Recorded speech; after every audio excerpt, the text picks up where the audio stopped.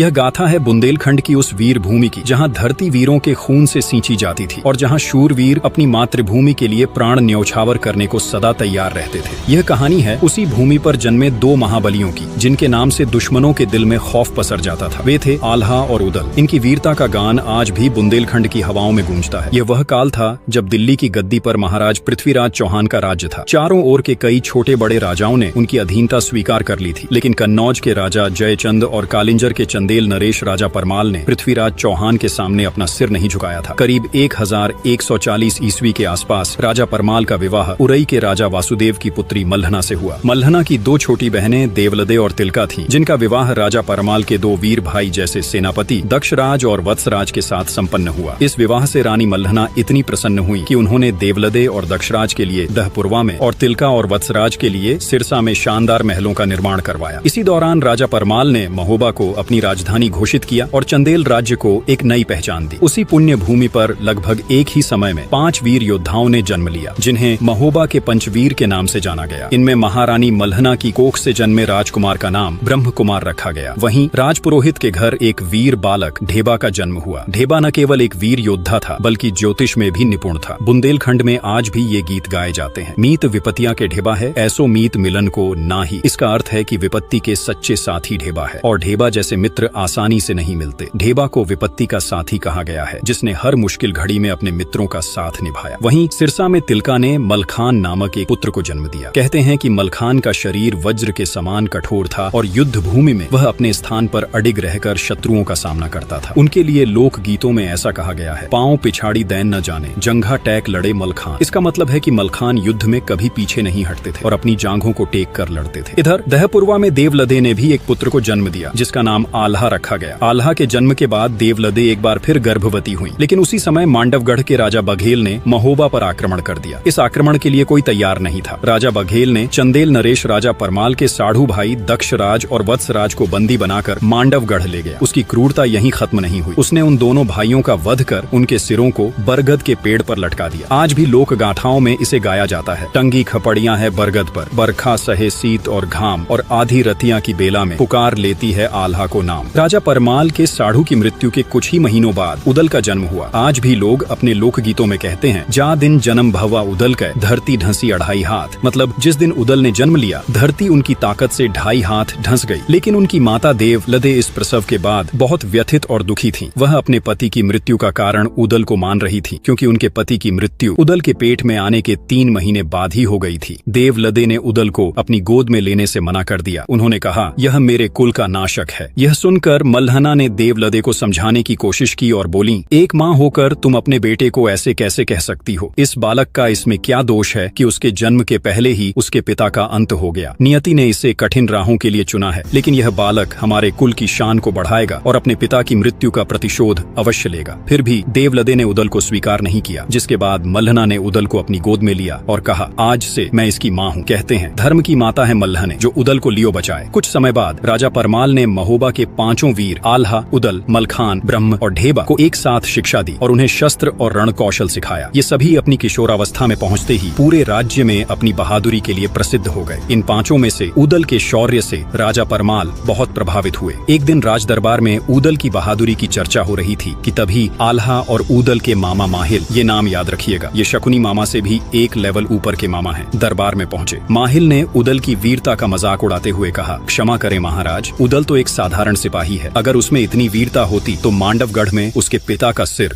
यूं लटकता न होता। माहिल ने वह बात बोल दी जो राजा परमाल इन 5 से छिपा कर रख रहे थे। माहिल ने राजा परमाल के सामने एक चुनौती रखी और कहा, महाराज, अगर उदल सच में वीर है तो वह मांडवगढ़ जाकर अपने पिता और चाचा के सिर को वापस लाए और उनका सम्मान पूर्वक अंतिम संस्कार करे, क्योंकि बाप का बैरी जो न मारे ओकर मांस गिद्ध ना खाएं। मतलब जो अपने पिता के हत्यारे का बदला नहीं ले सकता, उसका मांस तो गिद्ध भी नहीं खाते। यह सुनते ही पूरे दरबार में सन्नाटा छा गया। राजा परमाल माहिल को शांत करना चाहते थे ताकि यह बात बात उदल तक न पहुंचे, लेकिन किस्मत ने खुद उदल को यह चुनौती सुनने के लिए वहां ला खड़ा किया। तभी राजा परमाल ने माहिल को कहा, आखिर तुम चाहते क्या हो कि प्रतिशोध की आग में इनका सिर भी वहीं टंगे मिले? तभी उदल ने दरबार में प्रवेश किया और पूछा, किस बात की चर्चा चल रही है महाराज? माहिल ने उदल को देखा और कहा, प्यारे भांजे, मांडवगढ़ में तुम्हारे किसी अपने की खोपड़ी टंगी है। अब तुम अपनी माँ से जाकर पूछो कि आखिर वह खोपड़ी किसकी है। अब वह सच जिसे राजा परमाल छिपाकर रखना चाहते थे उदल के सामने आ चुका था। ये सुनते ही उदल दरबार छोड़कर तुरंत अपनी माँ देवलद्दे के पास गए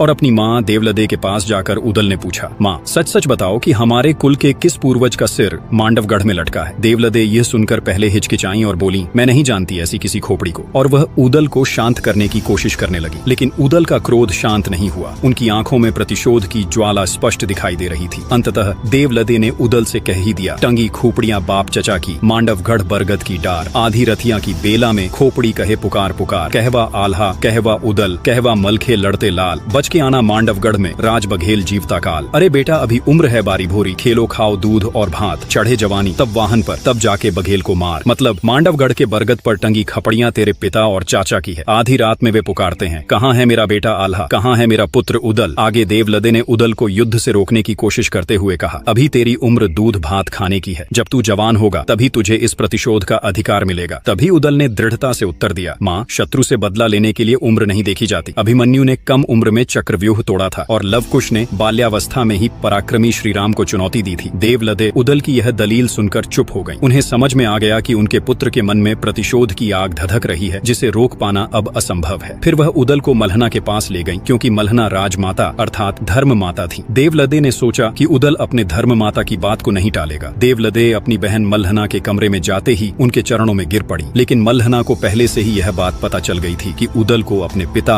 और चाचा का रहस्य पता चल गया है और अब उदल युद्ध में जाने की इच्छा प्रकट कर रहा है। इसलिए मल्हना ने देवलद्दे को सहारा देकर उठाया और अपने पास बिठाया। फिर उन्होंने उदल की ओर देखा और बोली, हमारे पुत्र ने अपने जीवन में पहली बार युद्ध में जाने की इच्छा प्रकट की है। देवलद्दे, हमें उसे रोकना नहीं चाहिए। यह सुनते ही उदल का दिल खुशी से भर गया और वह गर्व से उठ खड़ा हुआ। लेकिन तभी राजमाता मल्हना ने उदल से कहा, देखो उदल, इस संसार में जितने दिन के लिए जो आया है उसे वह दिन कोई भी नहीं छीन सकता, मगर बेटा यह याद रहे, शत्रु चाहे कुछ भी करे, तुम हमेशा धर्म का पालन करना। मल्हना ने उदल को धर्म युद्ध के आदर्श सिखाए। वह बोली, बेटा कभी किसी से भयभीत मत होना, जो व्यक्ति शरण में आ जाए उसकी रक्षा करना, बालक वृद्ध और नारी पर हाथ न उठाना, यदि शत्रु के पास हथियार न हो तो उस पर कभी भी प्रहार न करना और भागते हुए शत्रु का पीछा कर उसकी हत्या न करना। हथियार का प्रयोग सदा धर्म के मार्ग पर ही करना। उदल ने राजमाता के उपदेशों को अपने हृदय में संजोया और फिर वो राजा परमाल से युद्ध की अनुमति लेने पहुंचे। फिर जैसे ही उदल ने राजा परमाल से युद्ध की बात की, राजा परमाल उन्हें मांडवगढ़ के दुर्ग की कठिनाइयों के बारे में बताने लगे। वे कहे कि देखो उदल, मांडवगढ़ दुर्ग लोहे की दीवारों से घिरा है और चारों ओर गहरी खाई है। खाई के चारों तरफ बबूल के घने जंगल हैं। इसे भेदना आसान नहीं है और तुम्हारी आयु भी अभी बहुत छोटी है। तभी उदल ने गर्व से उत्तर दिया, क्षत्रिय का जीवन लंबा होना भी नहीं चाहिए महाराज। 12 बरस लौ कुकर जीवै, 16 लौ जिये सियार, बरस 18 क्षत्रिय जीवै, आगे जीवै को धिक्कार। मतलब 12 बरस कुत्ता जीता है, 16 साल सियार, और क्षत्रिय का जीवन यदि 18 वर्ष से अधिक हो जाए तो वह धिक्कार का पात्र है। यह सुनकर राजा परमाल ने कहा, सिर्फ पराक्रम से कुछ नहीं होता बेटे उदल, बुद्धि का भी प्रयोग करना चाहिए। पराक्रम के साथ बुद्धि का संतुलन विजय का मार्ग आसान बना सकता है। तभी उदल बोले, रणभूमि में 2 ही परिणाम होते हैं महाराज, वीर गति या विजय। ये सुनते ही पूरा दरबार जोश से भर गया और सभी लोग उदल की बातों से सहमत हो गए। तब यह देख राजा परमाल ने भी उदल को युद्ध लड़ने की अनुमति दे दी। महाराज से युद्ध की अनुमति लेकर उदल ने अपने चारों वीर भाइयों को बुलाया और सबने मिलकर मांडवगढ़ पर विजय प्राप्त करने की योजना बनाने में जुट गए। तभी मलखान ने कहा, हमें पहले दुर्ग की जानकारी प्राप्त करनी चाहिए, क्योंकि ऐसे ही हमला करना खतरनाक हो सकता है। आल्हा ने सहमति जताते हुए कहा, हाँ मलखान सही कह रहा है, दुर्ग की संरचना और उसमें प्रवेश के मार्ग जानना आवश्यक है।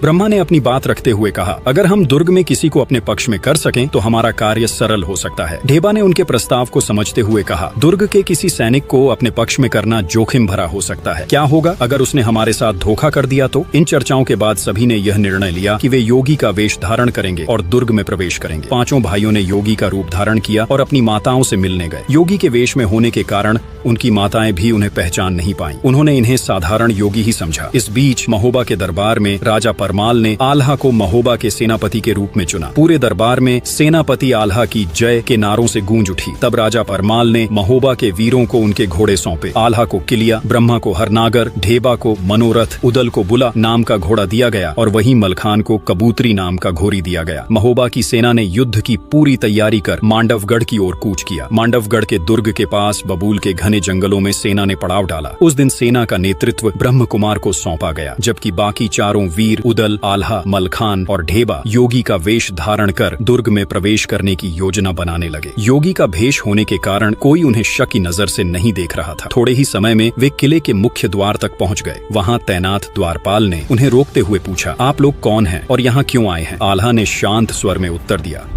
हम हिमालय से सन्यासी हैं और दक्षिण के हिंद महासागर तक की यात्रा कर रहे हैं। राह में आपका नगर आ गया तो हमने सोचा कि इस पवित्र स्थान में रुककर थोड़ा विश्राम कर लें। द्वारपाल ने संदेह भरी नजरों से चारों की ओर देखा और पूछा, यहाँ कितने दिनों तक रुकने का इरादा है? तभी मलखान मुस्कुराए और बोले, यदि सन्यासी को यह पता होता कि वह कितने दिन रुकेगा तो फिर वह सन्यासी कैसे होता? हमारा मन होगा तो महीनों ठहरेंगे, नहीं तो क्षण भर में आगे बढ़ जाएंगे। द्वारपाल ने उनकी बात पर विश्वास करते हुए उन्हें नगर में प्रवेश करने दिया। किले के अंदर प्रवेश करते ही उदल की दृष्टि वट वृक्ष पर पड़ी, जहां 2 कटे हुए सिर टंगे हुए थे। वे दक्षराज और वत्सराज के सिर थे। यह दृश्य देख उदल का मन व्याकुल हो उठा। द्वारपाल उसकी व्याकुलता को पहचानते हुए बोला, अरे छोटे बाबा जी, इन खोपड़ियों को देखकर विचलित मत होइए। हमारे नगर में और भी सुंदर दृश्य हैं, आप उनका आनंद लीजिए। आल्हा ने स्थिति को संभालते हुए कहा, स्वामी उदल, एक सन्यासी को इस प्रकार की घटनाओं से विचलित नहीं होना चाहिए। मृत्यु तो जीवन का अंतिम सत्य है। उन्होंने उदल को शांत किया और कहा, धैर्य रखो भाई, समय आने पर हर प्रश्न का उत्तर मिलेगा। तब उदल ने स्वयं को संभाला और फिर चारों आगे बढ़ गए। चारों वीर फिर अपनी योजना के अनुसार किले के भीतर बढ़े। किले में प्रवेश करने के बाद वे सभी योगी के वेश में रानी कुशला के कक्ष में पहुंचे। रानी कुशला ने उनका आदर सत्कार किया और उनसे भजन प्रस्तुत करने का अनुरोध किया। आल्हा ने अपनी ढलियां उठाई, मलखान ने मृदंग, ढेबा ने बांसुरी और उदल ने अपने मधुर स्वर में गायन आरंभ किया। उनके दिव्य संगीत से समा बंध गया। रानी कुशला उनके भजन में इतनी खो गईं कि जैसे समय थम सा गया हो। उनकी आंखों में योगियों के प्रति आदर झलकने लगा। भजन समाप्त होते ही रानी कुशला ने उन्हें मोतियों से भरी एक थाली भेंट में दी। आल्हा ने थाली में पड़े मोतियों को उत्सुकता से देखते हुए कहा, माता, ये किस वृक्ष के पुष्प हैं? कितने अद्भुत हैं। रानी कुशला मुस्कुराई और बोली, स्वामी जी, यह मोती हैं जो सागर में पाए जाते हैं। ये अनमोल हैं, ये हमारे राजमहल की शोभा बढ़ाते हैं। तब आल्हा ने विनम्रता से उत्तर दिया, माता, हम सन्यासियों का जीवन साधना और भजन का है। मोतियों से हमारा क्या प्रयोजन? इन्हें आप ही रख लें। हमारा धन तो बस भगवान का नाम और लोगों का प्रेम है। रानी कुशला योगियों की इस सरलता और त्याग से अत्यधिक प्रभावित हुई। उनकी आंखों में आदर और श्रद्धा झलकने लगी। वह बोली, हमारे राजमहल में कई संत महात्मा आते हैं, किंतु आप लोगों से मिलकर ऐसा लगा जैसे सच्चे योगियों का दर्शन हो गया है। बताइए और क्या सेवा कर सकती हूँ? आल्हा ने विनम्रता से निवेदन किया, माता, आपका आतिथ्य और सम्मान अपार है। यदि आप अनुमति दें तो हम दुर्ग की परिक्रमा करना चाहेंगे। यहाँ का इतिहास और भव्यता हमारी साधना को और प्रेरणा देगा। रानी कुशला ने तुरंत अपनी पुत्री विजयसेना को बुलाया और आदेश दिया, पुत्री, इन महान संतों को पूरे दुर्ग का भ्रमण कराओ और इन्हें यहाँ की हर विशेषता दिखाओ। इस प्रकार वीरों ने मांडवगढ़ दुर्ग में प्रवेश करने की पहली जीत प्राप्त की। रानी कुशला का आदेश मानते हुए विजयसेना योगियों को दुर्ग दिखाने निकल पड़ी। विजयसेना बड़ी सावधानी से उन्हें दुर्ग का प्रत्येक कोना दिखा रही थी, लेकिन जैसे ही वे दुर्ग की गुप्त सुरंग के पास पहुंची, राजकुमारी के मन में द्वंद्व उत्पन्न हो गया। वह सोचने लगी, क्या इन योगियों को सुरंग दिखाना ठीक होगा? एक तरफ उनकी माँ का आदेश था कि दुर्ग की पूरी परिक्रमा कराई जाए, तो दूसरी तरफ राज्य की सुरक्षा का प्रश्न था। वह उदल के नजदीक ही चल रही थी। जैसे ही वह यह सोच रही थी कि क्या करें, तभी पास चलते हुए उदल ने राजकुमारी के चेहरे के भाव पढ़ लिए। वह समझ गए कि राजकुमारी कुछ छिपा रही है। तभी उदल ने दृढ़ स्वर में कहा, अलख निरंजन, हमें झांत हो रहा है कि आप हमसे कुछ छिपा रही हैं। राजकुमारी, आपकी माता का आदेश है कि आप हमें पूरा दुर्ग का भ्रमण करवाएं। यदि आप हमें पूरा दुर्ग नहीं दिखाएंगी तो यह आपके राज परिवार के लिए उचित नहीं होगा। हम सन्यासी हैं, हम श्राप दे देंगे। तब राजकुमारी विजयसेना क्रोध में बोली, तुम सन्यासी नहीं, तुम सब पाखंडी हो, भोगी हो। तुम सिर्फ राजमाता को ही अपने इस योगी भेष से बेवकूफ बना सकते हो, मुझे नहीं। मैं जानती हूँ तुम कौन हो। तुम महोबा के वीर उदल हो। राजकुमारी की यह बात सुनकर सभी हैरान रह गए, मानो उनके पैरों तले से जमीन खिसक गई। तभी उदल ने भी चकित होकर पूछा, राजकुमारी, आपने मुझे कैसे पहचाना? तब राजकुमारी विजयसेना ने कहा, याद करो, जब तुम सिरोंज के महाराज की बेटी के विवाह के समय बारातियों में शामिल थे, तुम्हारी वीरता की कहानियां उस समय प्रसिद्ध हो चुकी थी। तुम केसरिया वस्त्र धारण किए हुए बेदला घोड़े पर सवार होकर आगे बढ़ रहे थे। तभी मेरी सहेलियों ने मुझे बताया था कि तुम महोबा के वीर उदल हो। फिर विजयसेना ने गंभीर स्वर में कहा, लेकिन मुझे यह समझ समझ नहीं आता कि इतने बड़े महान योद्धा को कायरता का यह नाटक क्यों करना पड़ रहा है। ये कहते ही विजयसेना ने अपनी प्रचंड तलवार निकाल ली। तभी उदल ने शांत स्वर में कहा, राजकुमारी, यह कायरता नहीं है। आपके पिता ने छल से हमारे पिता और चाचा की हत्या की और उनकी खोपड़ियां इस दुर्ग के वट वृक्ष में टांग दी। जब तक हम उनका प्रतिशोध नहीं लेंगे, न हमारी आत्मा को शांति मिलेगी, न उनकी आत्मा को। आप चाहें तो यह बात अपने पिता को जाकर बता सकती हैं। हम भागने वाले नहीं हैं, लेकिन प्रतिशोध जरूर लेंगे। तब राजकुमारी विजयसेना ने दृढ़ता से उत्तर दिया, यह सही है कि मेरे पिता ने अधर्म किया, परंतु मैं इसे स्वीकार नहीं कर सकती कि तुम छल का सहारा लो। ये कहते हुए राजकुमारी ने उदल के सामने तलवार खींच दी। वह पूरी ताकत से उदल पर वार कर रही थी, लेकिन उदल सिर्फ बचाव कर रहे थे, क्योंकि राजमाता मल्हना ने उन्हें आदेश दिया था कि स्त्री पर कभी शस्त्र नहीं उठाना। उदल केवल अपनी तलवार से वार रोक रहे थे, लेकिन राजकुमारी पूरी ताकत से प्रहार कर रही थी। यह देख आल्हा, मलखान और ढेबा सभी बेबाक रह गए। थोड़ी देर बाद राजकुमारी थककर बेहोश हो गई। तब सभी ने राजकुमारी के मुंह पर पानी के छींटे मारे। जब वह होश में आई तो उसका अभिमान समाप्त हो चुका था। उसने कहा, उदल, तुम्हारे बारे में जो सुना था, तुम उससे कहीं अधिक वीर और धर्मप्रिय हो। तुम्हारी वीरता को प्रणाम। मैं स्वीकार करती हूँ कि मेरे पिता ने तुम्हारे पिता के साथ अधर्म किया था, इसलिए मैं भी अब इस युद्ध में तुम्हारा साथ दूंगी। फिर उसने आगे कहा, यह जो दीवार है, इसके पीछे एक गुप्त सुरंग है। यह सुरंग यहाँ से निकलकर बबुरी वन में जाती है। यह दुर्ग इतना सुरक्षित है कि किसी और मार्ग से यहाँ प्रवेश करना लगभग असंभव है, लेकिन इस सुरंग का दूसरा मुंह बबुरी वन में खुलता है, जहाँ से तुम लोग दुर्ग में प्रवेश कर सकते हो। यह रहस्य जानते ही महोबा की सेना सुबह तड़के ही मांडवगढ़ पर आक्रमण कर दी। यह खबर जैसे ही मांडवगढ़ पहुंची, वहां हड़कंप मच गया। राजा बघेल राज जंबे ने अपने 2 शूरवीर पुत्रों राय करंगा और सूरज को बुलाया। वे दोनों अपने समय के सबसे बहादुर योद्धाओं में गिने जाते थे। अपने पुत्रों के सामने राजा ने कहा, अब दुर्ग की रक्षा का भार तुम दोनों पर है। मैं जानता हूँ तुम दोनों इस युद्ध को जीतकर हमारे राज्य का सम्मान बनाए रखोगे। तब राय करंगा और सूरज ने अपने पिता को आश्वासन दिया, पिताजी, हम आपकी आशा को कभी टूटने नहीं देंगे। मांडवगढ़ का किला सुरक्षित रहेगा, चाहे इसके लिए हमें अपने प्राणों की आहुति ही क्यों न देनी पड़े। उधर महोबा की सेना के सेनापति आल्हा ने अपनी सेना को संगठित किया। उन्होंने पंचव्यूह नामक एक विशेष रणनीति बनाई, जिसमें सबसे आगे की सेना का नेतृत्व आल्हा स्वयं कर रहे थे। बाएं छोर की सेना की कमान ढेबा के हाथों में थी और पीछे के हिस्से की जिम्मेदारी मलखान पर थी। व्यूह के मध्य में ब्रह्मा घोड़े पर सवार होकर संचालन कर रहे थे। जैसे ही दोनों सेनाएं मांडवगढ़ के दुर्ग के पास पहुंची, राय करंगा ने आल्हा को ललकारा। उसने कहा, आल्हा, तुम्हारी औकात नहीं है मुझसे लड़ने की। तुम्हारा भी वही हाल होगा जो तुम्हारे पिता और चाचा का हुआ था। जिस पेड़ पर उनकी खोपड़ी टंगी है, वहीं तुम्हारी खोपड़ी भी टांगी जाएगी। इस पर आल्हा ने गरजते हुए जवाब दिया, राय करंगा, मेरे पिता और चाचा को अधर्म के युद्ध में मारकर तुम्हारे पिता ने अन्याय किया था। अगर आज तुम अपने पिता का सिर मेरे सामने रख दो तो मैं तुम्हारी जान बख्श दूंगा, अन्यथा युद्ध भूमि में आज मरने के लिए तैयार हो जाओ। इसके बाद युद्ध शुरू हो गया। तलवारें टकराने लगीं, घोड़ों की टापों से धरती गूंज उठी और दोनों सेनाओं के योद्धा एक दूसरे पर टूट पड़े। राय करंगा ने चालाकी से आल्हा की आंखों में धूल झोंककर हमला करने की कोशिश की, लेकिन आल्हा की सतर्कता के सामने उसकी यह चाल विफल रही। इसके बाद राय करंगा ने आगे बढ़कर ऊदल पर भाला फेंका। भाला ऊदल को चीर देता। अगर ऊदल का घोड़ा बैदुल उस समय अपनी चाल नहीं बदलता, भाला ऊदल के पास से गुजरता हुआ धरती में धंस गया। आज भी लोक गीतों में कहा जाता है, ए गज भर धरती चीरत फारत, भाला धरती गया समाये। धन्य धन्य है घोड़ बैदुला जो स्वामी को लियो बचाए। इस घटना से राय करंगा अचंभित हो गया। वह क्रोध के मारे लाल हो गया और तलवार लेकर ऊदल पर टूट पड़ा। इसके बाद ऊदल राय करंगा पर गरजते हुए टूट पड़ा। ऊदल बोले कि पहली वाणी में बोलत नहीं, दूजी में नहीं करते रार, और तीजी वाणी में छोड़त नहीं, मुंह में ठूंस देई तलवार। ऊदल ने अपनी तलवार से पहला वार किया और राय करंगा पहले ही वार में घायल होकर गिर पड़ा। वह घायल अवस्था में युद्ध भूमि छोड़कर भागने लगा। इस घटना से मांडवगढ़ की सेना का मनोबल टूटने लगा। तभी राय करंगा के छोटे भाई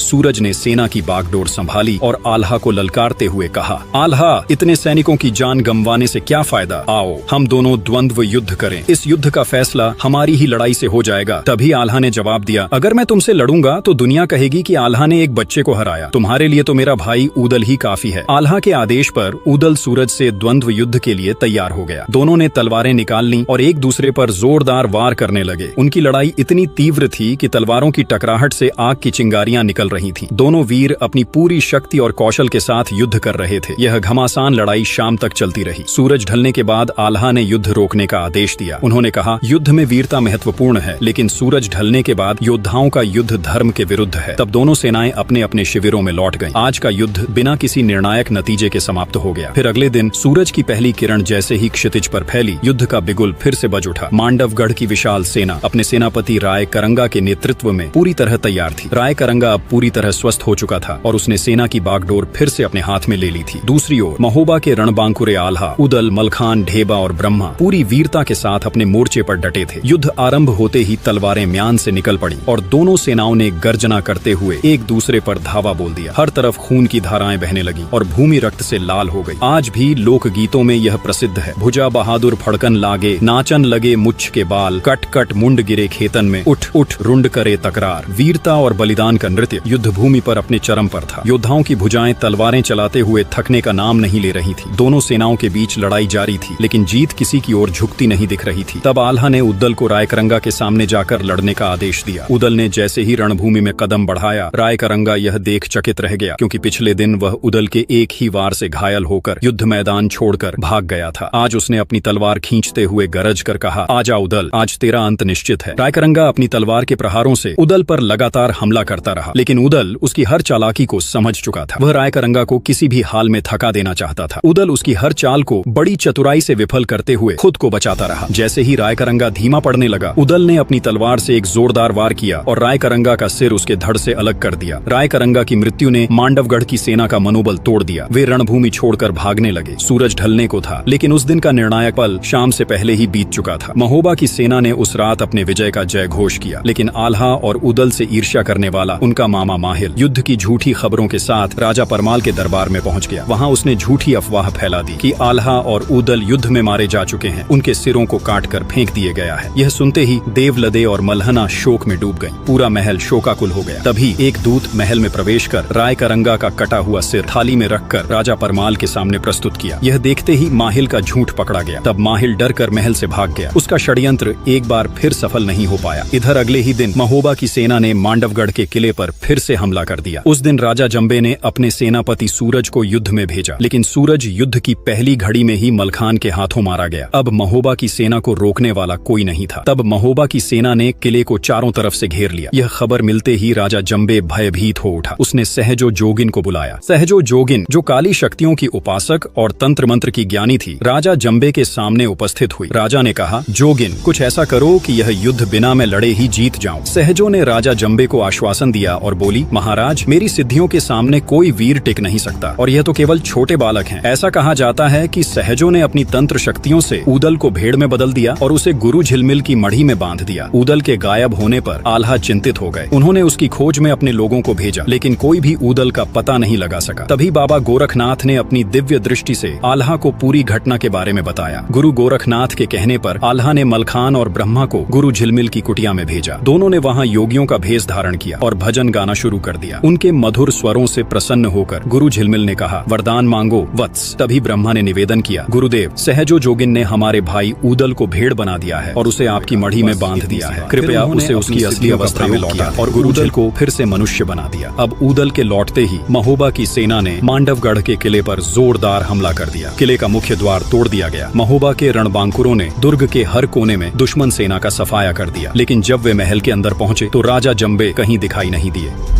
तभी महोबा के 3 वीर आल्हा, मलखान और ढेबा जब किले से बाहर आ रहे थे तो रास्ते में उन्हें सहजो जोगिन मिली। वीरों ने बिना देर किए उसकी काली शक्तियों का स्रोत, उसके जूड़े को अपनी तलवार से काट दिया। जैसे ही उसका जूड़ा कटा, सहजो की सारी सिद्धियां उसी क्षण नष्ट हो गईं। इसी बीच एक घुड़सवार सैनिक बबुरी वन से आता हुआ महोबा की सेना के पास पहुंचा और उसने उदल से कहा, महाबली उदल, सेनापति आल्हा ने संदेश भेजा है कि राजा जंबे का कोई पता नहीं चल रहा है, संभवतः वह कहीं छिप गया है। तभी उदल ने कहा, राजा जंबे के छिपने के लिए सबसे सुरक्षित स्थान सुरंग ही हो सकता है। इसके बाद उदल ने सैनिकों को बबुरी वन में खुलने वाली सुरंग के मुख पर आग लगाने का आदेश दिया। सैनिकों ने सुरंग के द्वार पर आग प्रज्वलित कर दी और आग तेजी से सुरंग के अंदर फैलने लगी। तभी पास खड़े ब्रह्मा ने सैनिकों को आदेश दिया, आग समाप्त होते ही इसे फिर से प्रज्वलित करना, कोई भी दुश्मन बचकर न निकल पाए। जैसे ही आग सुरंग में फैलने लगी, भीतर छिपे राजा जंबे का धैर्य जवाब दे गया। वह अपने विशाल और भव्य हाथी भौरानंद पर सवार होकर बाहर निकला। हाथी पूरी सजावट के साथ गर्व से चल रहा था और जंबे उसकी पीठ के सिंहासन पर बैठा हुआ था। यह दृश्य देखकर उदल ने अपने घोड़े बेंदुला को दौड़ाया और बिजली की गति से हाथी की ओर बढ़ा। उसने घोड़े की टापों से हाथी के माथे पर जोरदार प्रहार किया। हाथी दर्द से बौखला गया और अपनी दिशा खो बैठा। उसी समय उदल ने हाथी की पालकी पर लगे ध्वज को अपनी तलवार से काटकर नीचे गिरा दिया। उदल ने एक ही छलांग में घोड़े से कूदकर हाथी की पीठ पर चढ़ाई कर दी। राजा जंबे के संभलने से पहले ही उदल ने उसकी गर्दन पर तलवार का ऐसा प्रचंड वार किया कि उसका सिर धड़ से अलग अलग होकर नीचे गिर पड़ा। राजा जंबे के मारे जाते ही मांडवगढ़ का युद्ध समाप्त हो गया। महोबा की सेना ने किले पर विजय प्राप्त कर ली। पूरा किला महोबा के वीरों की जय और आल्हा ऊदल की जय के नारों से गूंज उठा। युद्ध के जीत के बाद जब यह शुभ समाचार राजा परमाल तक पहुंचा तो उन्होंने पूरे राज्य में विजय उत्सव मनाने का आदेश दिया। महोबा के राजमहल को दीपों से सजाया गया और वहां आम दरबार लगाया गया। महल के विशाल सभागार में आल्हा, उदल, ब्रह्मा, मलखान, ढेबा और अन्य वीर राजा परमाल के सामने आए और उन्होंने उन्हें प्रणाम किया। आल्हा ने अपने पिता दक्षराज और चाचा वत्सराज के सिर को सम्मान पूर्वक राजा परमाल के समक्ष रखा और वहीं उदल ने भी अपनी प्रतिज्ञा पूरी करते हुए राजा जंबे का सिर मलहना और देवलदे के चरणों में रखा। उन्होंने भावुक स्वर में कहा, माँ, जिसने हमारे पिता का अपमान किया और उन्हें छल से मारा, उसका अंत हो चुका है। मलहना ने अपने पुत्र को आशीर्वाद दिया। बुंदेलखंड में चारों ओर खुशी का माहौल था। महोबा के रणबांकुरों के पराक्रम के चर्चे हर ओर हो रहे थे, लेकिन इस जीत ने आल्हा और उदल के मामा माहिल के दिल में जलन और द्वेष की आग को और भड़का दिया। वह आल्हा और उदल के मौत का प्रपंच फिर से रचने लगा। लेकिन क्या उसका यह प्रपंच इस बार सफल होगा? यह जानने के लिए हमारे अगले वीडियो का इंतजार कीजिए। अगर आप यहाँ तक वीडियो देख रहे हैं तो हमें कमेंट में जरूर बताएं कि आल्हा उदल के बाद आप किस वीर की कहानी जानना चाहते हैं। आपकी राय हमारे लिए बहुत मायने